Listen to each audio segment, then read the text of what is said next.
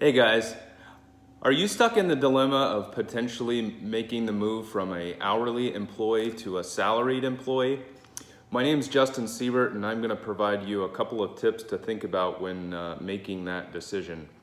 Now, if you're in the industry I'm in, and maybe you went to a trade school to start your career to get a key trade, such as a machinist or a certified mechanic, at some point you may be doing a really good job and starting to get noticed by your leadership team at your company and have the opportunity to move into a supervisory role, a leadership role, and that's going to take a bit of I guess self-reflection on what you want to do in the future and what are your goals, because a lot of the feedback that I get is maybe your overtime that you get right now is so great you don't want to give that up, because you're likely going to give that up when you make the move to a salaried employee.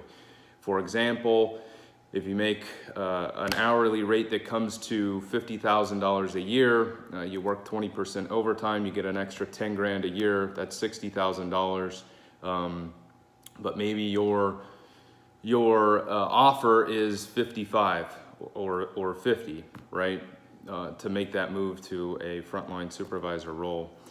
Well, first off, you need to figure out what you want to do in the short term and the long term. If your long-term goal is to be the plant manager, to become a director, vice president, etc., I highly recommend that you make this short-term sacrifice, making that move as early as you can in your career, so it's not harder later on. The longer that you wait to make this decision, the harder it's going to be. I would say first and foremost, the biggest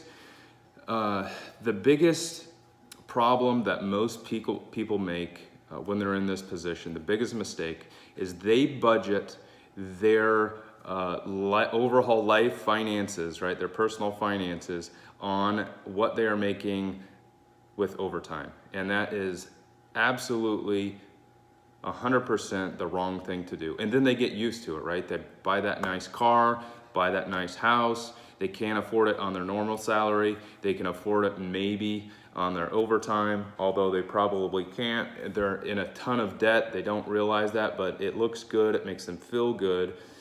And then they have to work that overtime, right, to get that. But if it doesn't align with your long-term goals, you absolutely need to do what's best for you. Now, if you have an opportunity to become a supervisor and that's all you want to be, well, then you have a more difficult decision, because you could stay doing what you're doing, making that overtime, but then you're going to lose it when you become a manager, right? Because you're still going to be working more than 40 hours. Don't get me wrong. You get paid for 40 hours.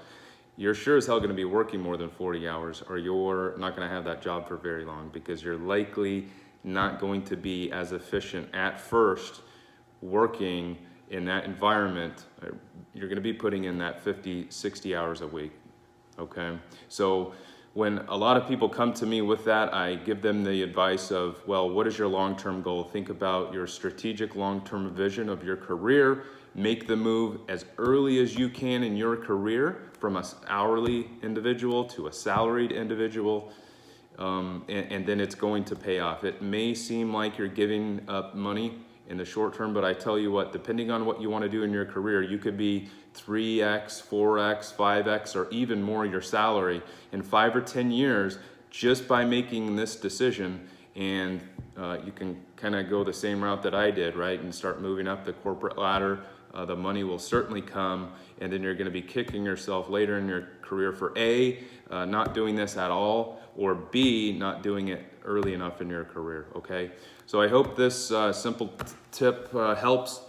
If you're weighing the option of going from a hourly employee to a salaried employee, it doesn't matter what industry you're in, it's going to be the same decision. But if I could give you one piece of advice, is do not budget your personal finances on what you're making on overtime. Do it off of your base hourly rate or your salary on average, and that's going to help you in the long run. Okay, so good luck. If you have this decision on what you come up with, let me know if I can help. Drop me a line, comment, send me a DM. Check me out on my YouTube channel, Justin Siebert. Check out my Instagram at The Corporate Mentor. Like and comment. I will certainly get back to you. Check out my LinkedIn at Justin Siebert there as well. Like this. Subscribe to my channel for the latest and greatest. And again, send me those DMs. And if you have any questions, I will certainly help you out. We'll talk soon. Hope everyone has a great weekend. Cheers.